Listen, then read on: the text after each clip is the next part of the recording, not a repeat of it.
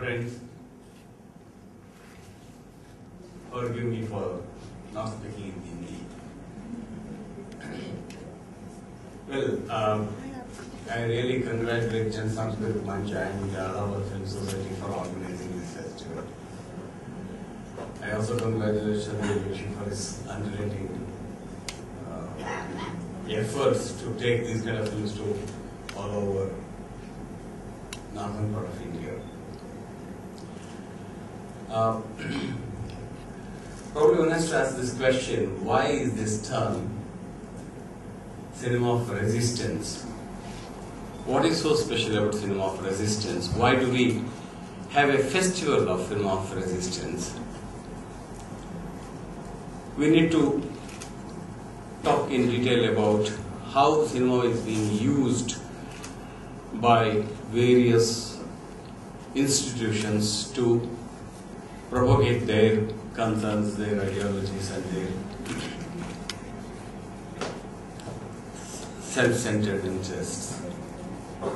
In fact, we have seen two kinds of cinema. The progressive cinema, according to me, progressive cinema is slightly different from cinema of resistance.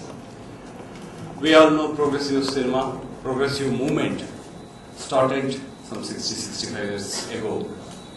And in cinema especially, in Indian cinema, the new theatres and the Prabhats and some film production houses in the south have started this progressive cinema movement. There was a time when, there was a respect for ideologies, and there are ideals and there are dreams. So the films are made in that direction. Like Professor Joshi referred to Teen Kanya and other films, Ajut Kanya and other films. You have the Gandhian ideals, you had Marxist ideals, you had a dream of having our own country, independent India, and films are made in, with that ideals, where the ideal, everyone respected the ideals.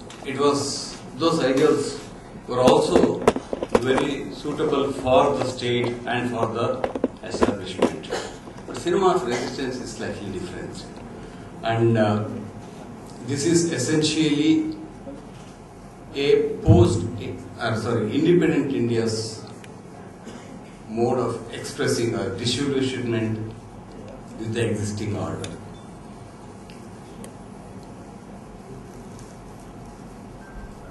We need to understand how this one has come about. If you look at the history of world cinema, we know how. If you look at the history of world cinema, we understand how various states, various organizations, various industries used cinema for their own benefit, for furthering their interests. On one hand, we have seen the Russian model, where Lenin said cinema is the most important of all arts, because he suddenly realized the potential of cinema. And in another sense, Hitler also used it for his own benefit. Lenin used it for the development of the society, whereas Hitler used for the development of his own image. So, the cinema of Leni Riefenstahl, they are of course very, very well-made films, one of the finest filmmakers we have in the last century. But all her creative talents were used to glorify a man who turned out to be a great demon in the later stage. So that is the way how fascists started using that cinema. In fact, Mussolini was the first man to start a film festival. See, this is an irony. But Mussolini realized that he need to give an image that he is the one who is propagating good cinema. But we all know what he's done later on. So there are two models now in front of us. One is the Russian model, one is the German model. And there is another model which is the model developed by the Hollywood. The corporate sector, the businessmen, using cinema as a tool for accumulating more and more money, more and more economically. They use it as a tool to further their economic interests. Now we have three different models. One is to use cinema for the development of society. One is to use cinema for the glorifying one's own image. Then the third is the mode where cinema is used as a method to develop their capital. Now when we come to India, why do we need this cinema of resistance? We had Achyut Kanya, we had Duniya Na Mane, we had films of Raj Kapoor, we had cinema in the south, we had cinema of Subramaniaman. They were all made within the existing framework.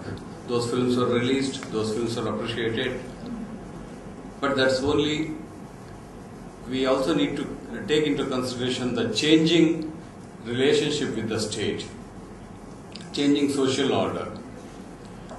Today, you don't see that kind of films being made in the mainstream because we have moved from socialist, the cinema has moved from this kind of expression, it's becoming more of a capitalist tool.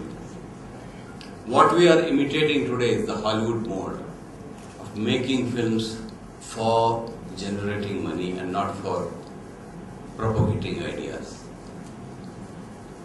During New Theatre movement, during Prabhat, at least, New Theatre was basically a left ideology. It had left Marxism as the ideological base. Prabhat had the nationalist ideals as their goal, but they both stopped functioning in the 60s. And then on, it is the business people who took over the industry.